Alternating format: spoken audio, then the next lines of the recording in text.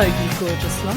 Welcome to another episode of History Hack. It's Charlie with you today, and as always, when I get left the keys, jump in, baby. We are going back to the 17th century, and I've got a fantastic show lined up for you. As ever, before we get started, we do need to beg you for money because you know we're an indie, we're the cool lot here, but we want to compete with the big boys. So if you'd like to keep us going, you can subscribe to our Patreon. We have a Patreon account, patreon.com/historyhack.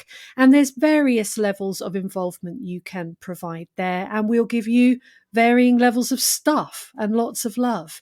In fact, I think if you subscribe to our highest level of subscription, you actually do get a date with the wonderful Mr. Chris Sams. So that's worth subscribing for in itself. If perhaps that's a little bit out of your budget, and believe me, I understand, we also have a Ko-fi account, and Ko-fi is a way that you can just maybe drop us a tip. If you enjoy this episode, if you like coming back to the 17th century with me, maybe you might want to buy us a coffee or a gin and tonic or something. That's at ko-fi.com, which is ko-fi.com/historyhack again, and you can just give us whatever you like. Obviously, you should be following us, subscribing, telling everybody you can about this podcast. We would love that. So today, I'm very excited because I'm joined by two people today. I'm joined by Mark Linnell and Duncan Orme. They're both trustees of the Naseby Battlefield Project, which is a not-for-profit organisation working to raise awareness of arguably the most decisive battle of the Civil Wars. The project is working to do this through the enhancement of visitor facilities at the battlefield, and they regularly lead tours of the site, which bring the history to life for visitors. I've been on a tour myself, and I can tell you it's absolutely fantastic. So hello, Mark. Hello, Duncan. Hi there, Charlie. Hi, Charlie. It's really wonderful to have you with me. And we should say that we are talking, you very recently had a big anniversary. So the 14th of June is the anniversary. How many years has it been? 379 and counting. Are you over it yet? No, because this is our busy time. This is where we have lots of tours planned. We've got one going out tomorrow. We've got another one on Saturday. So it goes on. It's wonderful. We're really enjoying it. Amazing. Now, our conversation today is really going to be around the issues of outreach and engagement, and also remembrance, respect, heritage. All of these things we're going to cover. But just for a little bit of context, could you give our listeners a quick overview of the Battle of Naseby? So when was it? Who's on the battlefield? And what's the outcome? Well, it was Saturday, the 14th of June, 1645. And it was probably the most important battle of all of our histories in many respects, because this was the first time where the king was in charge of the army, and he was really thoroughly defeated and effectively lost his army at the end of this battle. So that enabled really government Parliament to take much more of a central stage of government, and we know what the outcomes have been since then, but this was the turning point of the Civil War. This is the one action that actually sealed the event. And in terms of military history and people who are interested in that kind of thing, this is really the first outing for the new model army, isn't it? That's right. And in terms of the key players, you've got Sir Thomas Fairfax, who was put into charge of the new model army only in the last 6 months. And this followed a fairly big thumping that they got down in Cornwall at the end of last year. Last year was 1644.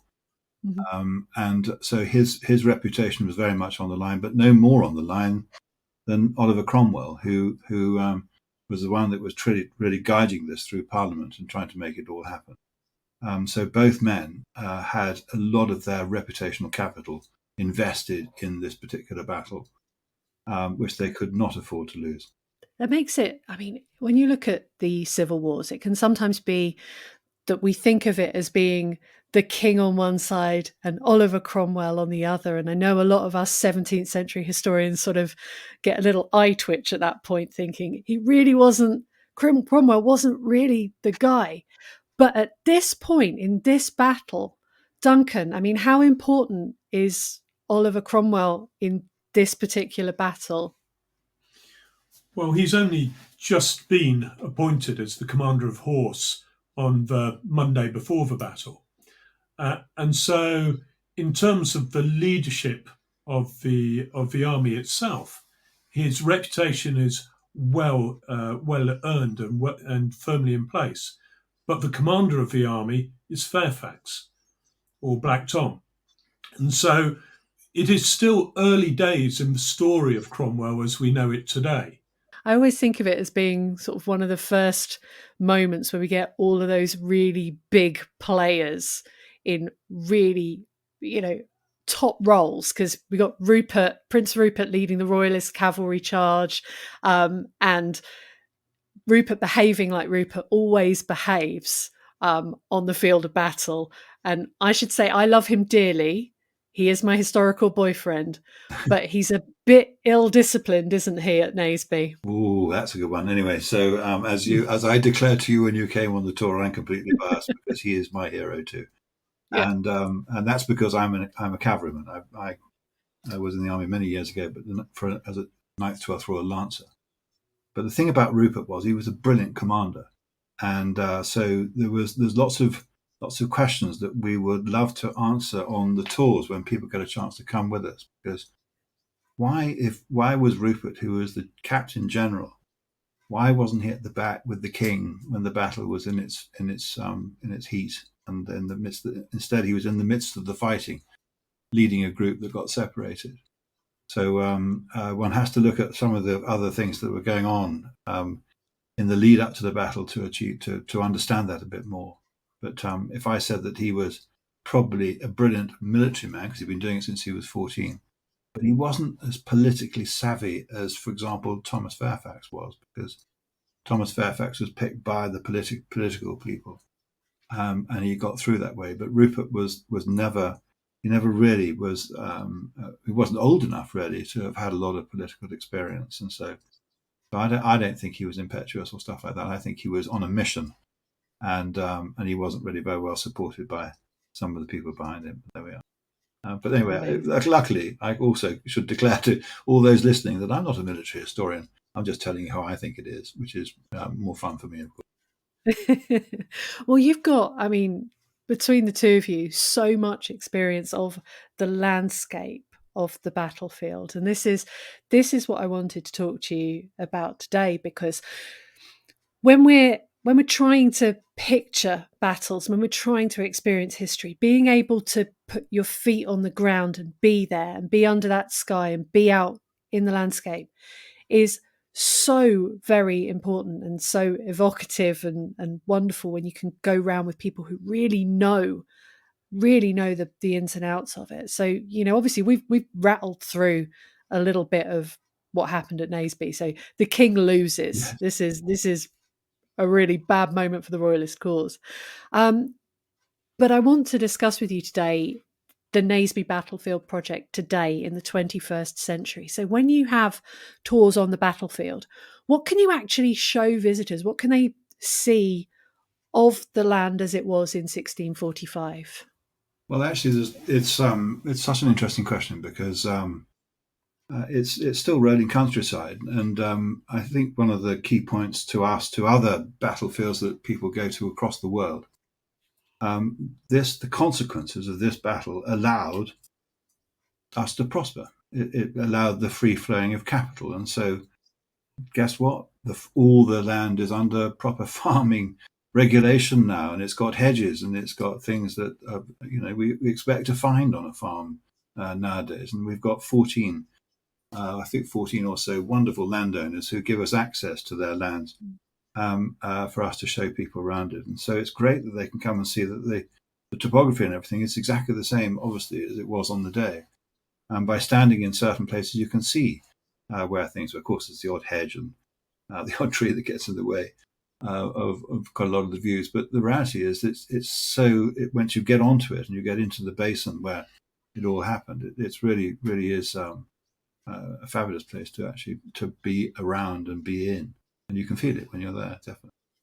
In fact, come on, Duncan, why don't you tell them the story how you're in your house? So Charly, I live right next to where the battle started. Wow. And I've lived there for 15 years.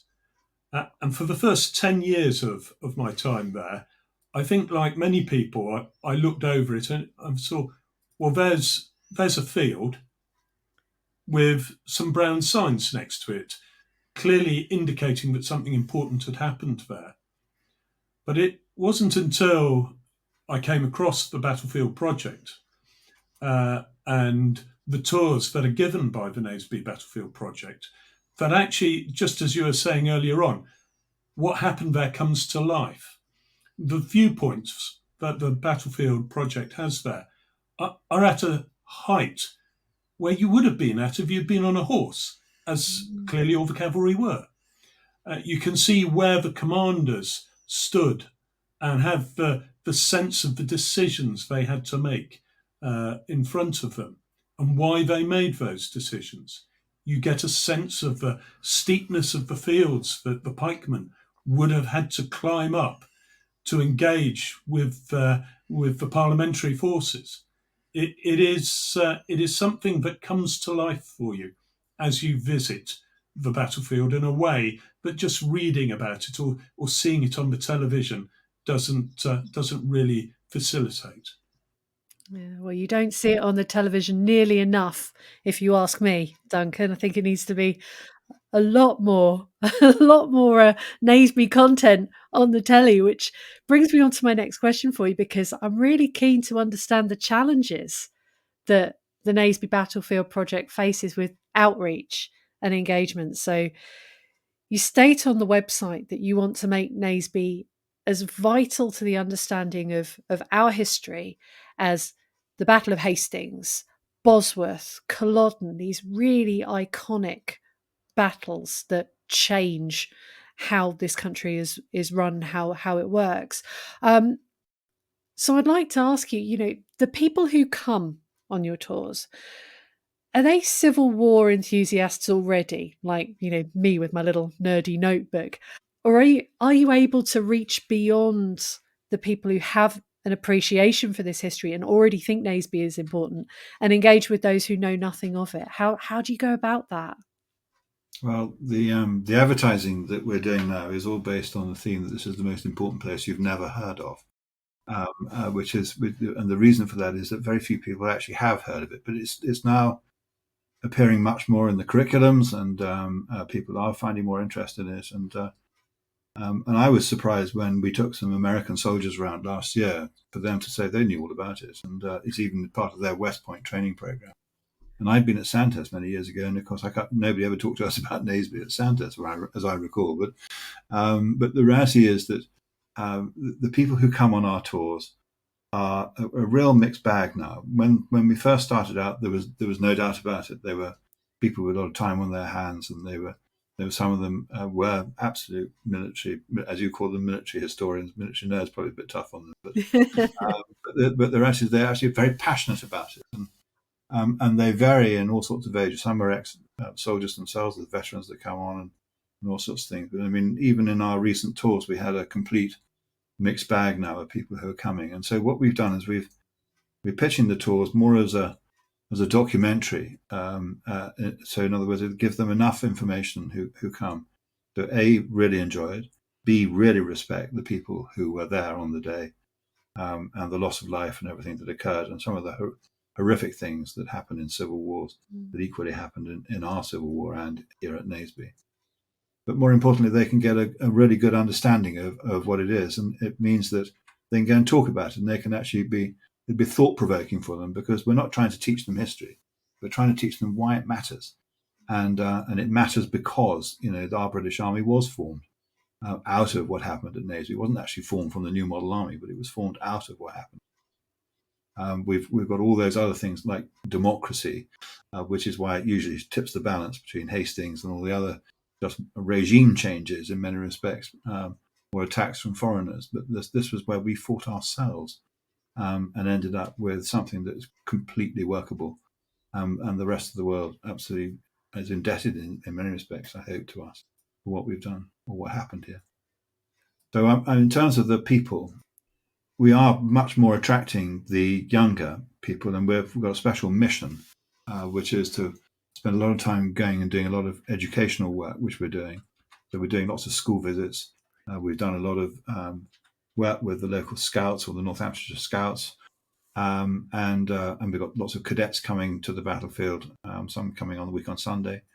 And so the reality is that we're really focusing on that sort of younger group and getting them very excited in what we do, as well as focusing on young veterans who are coming out, who are trying to look for another job, just people who get much more of an understanding of negotiating skills, would you believe, from understanding how the battle went and how the commanders were thinking. Because one of the things that we're always taught in negotiation, you don't do so well if you go first. So how clever it was of Cromwell to make sure that he shot at Rupert to make sure he did go first and did commit. Anyway, there's some good stuff that comes out of what we go through. That's wonderful. I mean, yeah, I'm thinking about, because my love of this era came from my history A level, which I did at the age of between 17 and 18. And we covered the English Civil War, as it was called. We don't like that term very much anymore, because there were a lot more people involved, and it definitely wasn't civil, and it was more than one war. But that really sparked my interest, and that's been now many, many, many years. Wouldn't it be wonderful if there are any teachers listening to us who are teaching that history A level? If they reached out, could they bring coaches down? Could they bring their students to see you? Yes, they could, and they are. There are schools that are doing that. Sometimes it's quite difficult to get the sort of the costs involved. I know you're going to ask me a minute about money, but the reality is it is expensive for schools to get loads of children to us. Yeah. So we try to do it as cost efficiently as we possibly can, because everything that we do, all as volunteers, as courses, all the money goes into the charity, and that's for the upkeep of the battlefield. And so when school children come up in buses, we know there's a big cost to that, and hopefully we'll be able to find a way of asking for some help for that over the coming months, so we can get more people to come around the battlefield. But we're still able to go to them, and even in the last couple of weeks, I think we've been to 2 primary schools. We certainly had one A-level history A-level group around the battlefield. And next week we've got another history A-level group coming around the back. So yes, please, teachers, do get in touch. We'd love to find a way of accommodating you and seeing what we could do to help fit into the schedule. That's wonderful. So that does, I mean, let's chat about money. So, an organisation like yours, how do you make it work? Is it all donations from the public, or do you get any assistance at all? Well, there's two things here. The first thing is that in the last 3 years, we have all the money that we've earned through the tours and the events that we've done has paid for all of our overheads and everything. So we actually haven't had to go to anybody for any money. But it can't go on that way forever, unfortunately, because some of these projects are much bigger that need to be done, like some of the viewpoints need looking after and stuff like that. So. But at the moment, we look after ourselves, and we've made that the best way to go about it, because when people look at us as an investment, I know we're not an investment because we don't pay anything out to a shareholder, but we are something that needs to be invested in, and so therefore we think that for us to be able to prove exactly how many people we've been taking around, how much they've paid for it, and what we've done with that money, is a real way for them to say, well, how do you outgear this? How do you then raise it? And it's much better than us trying to fill in a form and hopefully we sort of and guesstimating everything. We want to actually show what we've done and how we've done it. And actually, Duncan's been a particular help on this from his background of being a CFO. Yeah, Charlie, it's a really interesting and good question, and I'm sure one that faces many of your listeners who I'm sure are engaged with various projects across the nation looking at history and heritage. For our journey, as Mark said, we've had a stable 3 years working with the ambitions we've had, but being able to fund them from essentially the revenues we've generated ourselves. I think to take this to the next level, to have the impact that it should have, to have the impact on kids like you were when you were doing your A levels, such that you understand and see the importance of those English civil wars on the society we are today. We are going to need support. And we're very lucky in this country that there are ways of getting hold of that support. The trick is finding the time and knowing the skills to do that. And it's a journey to go on that, to understand how to put the grant applications in. But we are fortunate, I won't say too much at the moment because we're in the process of putting bids in, but there are a number of organisations which hopefully will support us, and hopefully you'll have us back on History Hack to tell you all about it in the future. Amazing. Well, look, let me ask you this. I'm going to give you, we're an ideal world. You've got a limitless budget. You've got free reign over all those 14 farms, all the money in the world, all the permission in the world. What would you like the Naseby battlefield experience to be? How would you like it to look? How would you like it to run? Well, we want people to come, and we want them to really feel it, and so it means they need to get into all sorts of different places around the battlefield. They need to have people like us to help them. Other people could get involved as much as possible, and actually, it's that involvement of everybody wanting to find out why it matters. That's the key driver to all of this, and I think there's an awful lot of synergies with educational institutions, the military. There are many leadership programs that can be born from ideas around the Naseby story. And so I think that we probably talk about ourselves a bit more as the people who are looking after the theatre. And so we just want lots of actors to come and act out their pieces with us, and we want to be able to give them that chance to do that. So I'm afraid that's not the easiest answer to give you, because I just rather take the money, perhaps, in many respects. But the truth of the matter is not about having access to loads and loads of money. There's a good plan here, and we just want it to work for as many people as possible. Amazing. Yeah, Charly, I wonder if you really step back and think about what you want to leave as a legacy on projects that you're involved in. You can say, well, it might be flash buildings and things like that. Or is it knowing that there are, many, many hundreds, if not thousands, of students just like you were when you were doing your A-levels, who get the feeling and the emotion of what this important day in 1645 was about and what it resulted in. I think when you look at the ambition for things, if we had those unlimited resources, it would be the tools to get more people like you were as an A-level student or younger to get engaged in our heritage. And clearly visitor centres and country parks and things like that are tools to get to that destination. But it is a destination, and they are the tools to get there. Wonderful. Yes, so you mentioned country parks. We're not the only people who are interested in this site. So recently, and this is what prompted my asking you on here, because I wanted to ask you guys about this so much. West Northamptonshire Council has recently added the site to a list of potential spaces to be developed into country park spaces. And I looked at their proposal, and what they said is that the Battle of Naseby Country Park would seek to commemorate the battle site and the impact it had on the course of British history and parliamentary democracy. And in their parks development strategy document, it goes on to say, currently there is no real way to appreciate the battle, which is a bit rude because they could come and see you guys, which is a noticeable omission given its importance to English history. So what are your feelings about this proposal from the council? Well, to be honest with you, we're utterly delighted that they've tripped over us effectively, because in many respects we're all admitting that's how we all got involved in it. In many respects, we all tripped over it to find it.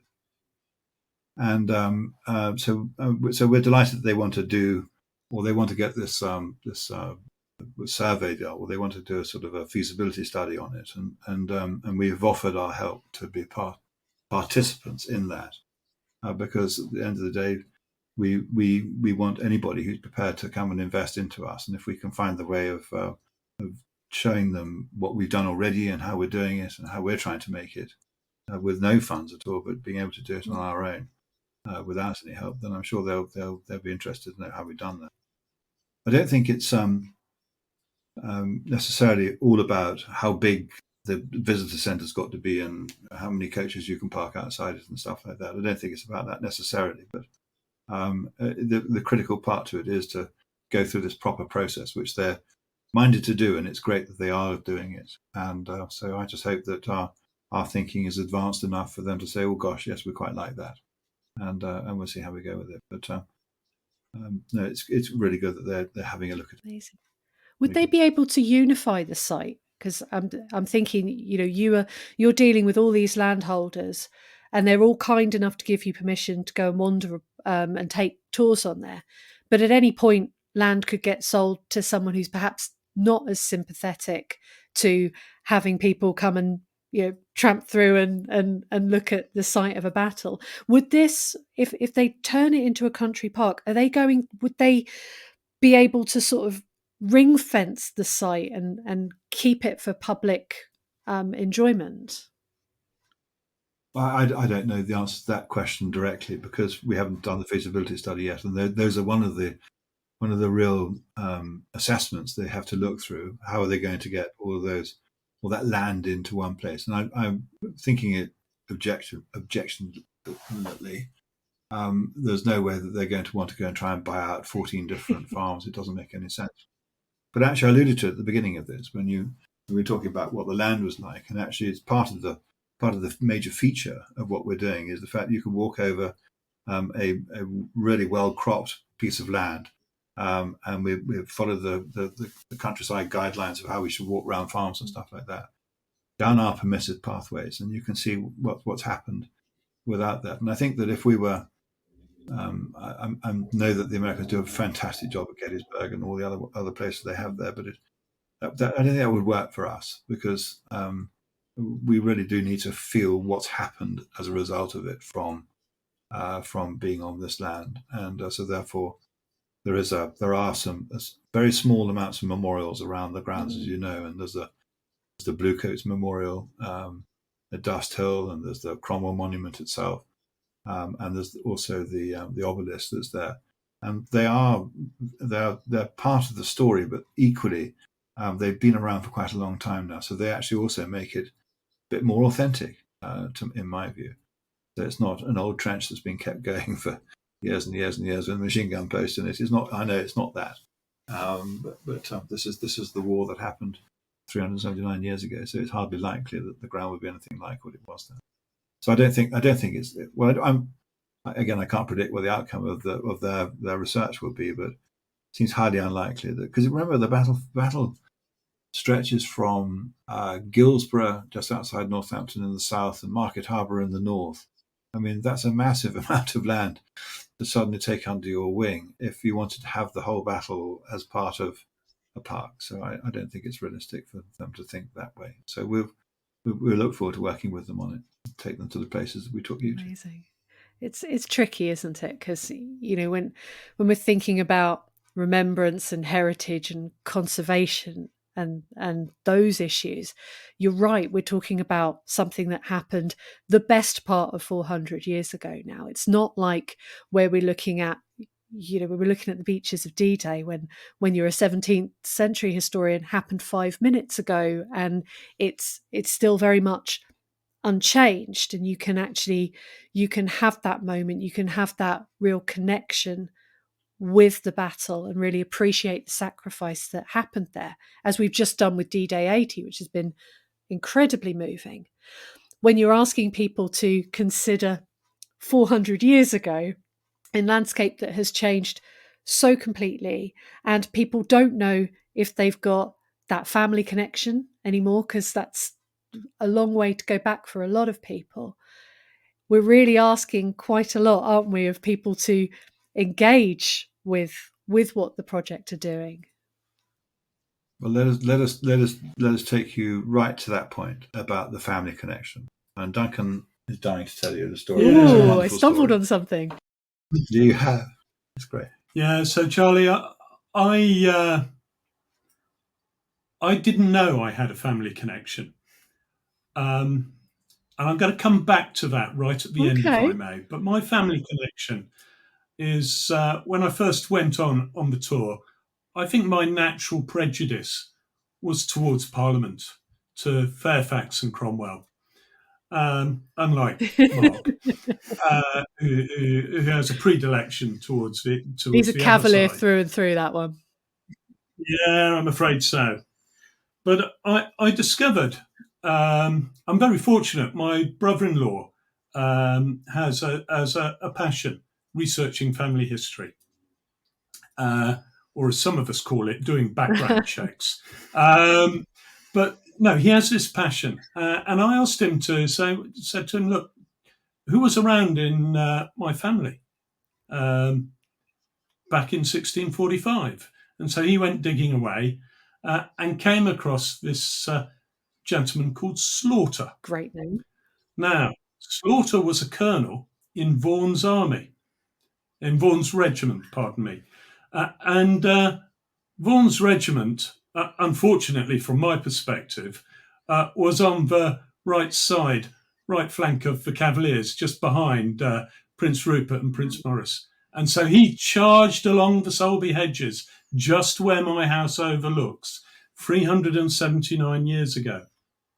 Now, if you look at this and think of all of your listeners on this podcast, and if you remain blind to their ethnicity, and after all, we're listening, we're not seeing, so we are literally blind to ethnicity, and just take it on the numbers game.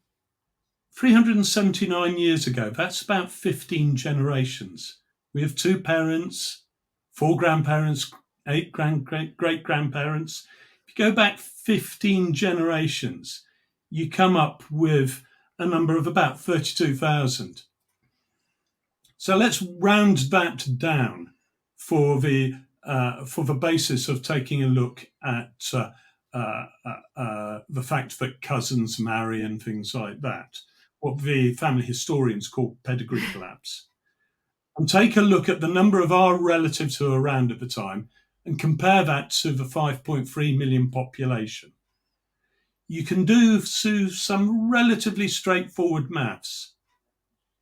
I happen to have been related, like many of your listeners, to 30 people on Parliament's side and 20 on the Royalist side. And whilst it is lost in the way that you said to our immediate memory in the way that D-Day isn't, it is nonetheless part and parcel of the people we all are today. That's absolutely incredible. I mean, the numbers are just mind-blowing, that you could have that number of relatives just out and doing their thing at one battle at one time. It makes me think of the scale of the lives lost, because this is where I think that we sometimes ignore the civil wars at our peril, because we think about the scale of the loss of British population in the First World War. And that was roughly 2.6% of the population was lost in that war.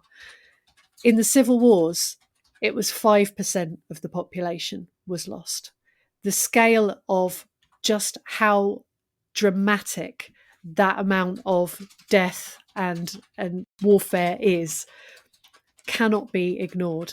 So when I think about outreach versus remembrance, the idea of a country park where we have a family fun day out, how do you think we square that with remembrance? Well, I'm an ex-soldier, as you know, so there's quite a fine difference between having fun and having that respect. But the reality is that you can have a lot of fun and pay an enormous amount of respect too. And so we think that people will want to come. And what we tell them about is It's fascinating. It's an amazing story. There's a bit of humour. There's a lot of irreverence from us. But the truth of the matter is, it's told with the greatest respect to the people that were involved in it. And so then anybody wanting to come and look around, even on their own, will find just places to sit and just look at the place and get a real feeling for it, and how it would have affected them if they were there on those days. So that, which sounds strange on the basis that we're still talking about sitting in a field that's probably had a combine harvester in it a few hours ago, but it's there, and it's there to be seen. And there are some places where there must have been burial pits and stuff like that, because all battlefields have them. And ours has been very much respected over the years, and so therefore these monuments that are there, I don't know, and certainly the people who've helped the story, us to actually prove the story with their digs and their metal detectors and stuff like that, under complete control of Peter Burton and Mike Westaway when he was alive. Have given us the real angle that makes the story not just sound right, but it is totally believable, and you can see the impact of it.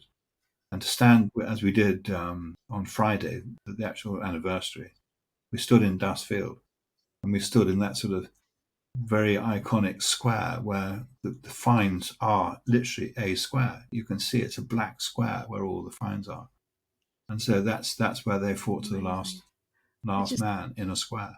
So that's where we like them to come and see that, because they won't be they'll be going away with a real knowledge of what had happened. It's funny. I find that I've run the sort of gauntlet of opinion on, at first thinking that the idea of a family day out, maybe with swings and slides for the kids.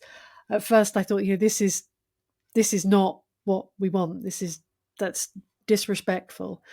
But then I sort of thought it through, and I thought about, actually, if you could engage children at a young age, and you have them at this place where they can come, where there's a small area where they can play, but there are pictures of Cavaliers and Roundheads in that lovely Victorian style that we know isn't accurate of the time, but it engages people in the story. And if you could say to them, if you look up where those roses are planted, that's where Prince Rupert was, and that big dunghill over here, that's where Cromwell was. Obviously I'm being biased in my planting schemes, but wouldn't it be wonderful to have that kind of, you could have that outreach to a young demographic through something as simple as the family coming, having a day out. Well, I'm forgetting a really important group to us in our talk with you, because as you know, we have a number of reenactors who come out with us, and they just can't wait to get their hands on children to dress up with musketeers gear and all sorts of things. We don't let them in any of the weapons, I might point out. And there's never a shortage of a volunteer to be a drummer or whatever. And so we're very fortunate with that. And so we've got great amount of thanks for the Sealed Knot and the other societies that lend people to us, or people just volunteer to come. And they are a wealth of information themselves. And so each tour usually has somebody coming in from somewhere who just loves to show what their stuff and what they've got and how it was used, what people look like. Amazing. How they carried all their worldly wares with them everywhere they went. Oh, I've done the pike drill. Have you done the pike? I've done the pike drill with you. Oh my goodness, that's fantastic. It's so interesting to talk to you both, and this is a really exciting time. I hope that the council take you up on all the advice that you're able to give. I can't recommend your tours highly enough. Where can our listeners get in touch with you? Where can they follow what you're doing, and how do they get down? Can they come and see you? Can they book on a tour? Yeah, absolutely. So obviously the primary place to come is Naseby.com. Simple as that. It's just Naseby.com. And that's where our website is. You can book a tour from the website, which tends to be Just by clicking on a link, you send an email through to us which says, I'd like to book our tour. And so we do all that with you, wanting to find out more about what days you want to come, whether you want to have it for yourself or whether you want to come on one of the public tours. And there's about, I think this year we're doing 8 public tours. So that we take up to about 30 people on a public tour. And that's a simple way for them to do that. But we're also on Facebook. We're on LinkedIn. We're on Instagram. Yes. Oh, Showing yeah. my age now. I'm sorry, but anyway, so we're on. They're there, and there's some great. I know we have a great following on Facebook, and that's due to a lot of help we've had in the past from previous trustees who've really built up a great following on our Facebook page. Well, that's wonderful. Thank you both. Thank you both so much for coming to talk to me. I'm sure we will talk again soon when we hear more about this project and more about what you're doing. Thank you. Thank you very much for inviting us, Charly. That was a fantastic chat. I enjoyed talking to these guys about what they're doing so much. I hope you've enjoyed listening to this episode. If you have, this is the other beg for money, but I promise you I'm going to reward you with something extra at the end. So if you would like to subscribe to our Patreon, we're at patreon.com/historyhack. We're also on ko-fi.com, again, /historyhack. Follow us, subscribe. Tell everybody you know about the podcast if you've enjoyed it. If you haven't enjoyed it, we're History Hit. Attach notes about us to carrier pigeons. Now, my little extra for you today, as you know, I love stuff. I love movies, I love music, I love books. I really love anything like that. So I'm going to give you a recommendation. In the same way as I get really frustrated that people haven't heard of the Battle of Naseby when I tell them about it, so I get frustrated when people tell me they haven't heard of the wonderful Richard Hawley. Now, Richard Hawley has been making music under his own name since 2005 with the incredible Cole's Corner. He has a voice like melted butter and wood-smoked whiskey. He is incredible. He runs the gamut from things inspired by kind of rock and roll and rockabilly to real sonic, real wall of sound music. There is nothing quite like it. Orchestral, beautiful, and steeped in his roots in Sheffield. So there's just everything in there for you. He's got a new album out called In This City They Call You Love. That's wonderful. Check it out. He's got a song called Heart of Oak, which is basically about my tattoo. But if you really want my recommendation, he has an album called Standing at the Sky's Edge, which came out in 2012. And my favourite song on there is called Don't Stare at the Sun. So if you want one recommendation from me, it's to check out that song. But look up Richard Hawley. He's on Spotify and all of the other streamers. Have a fabulous day, and I will see you soon.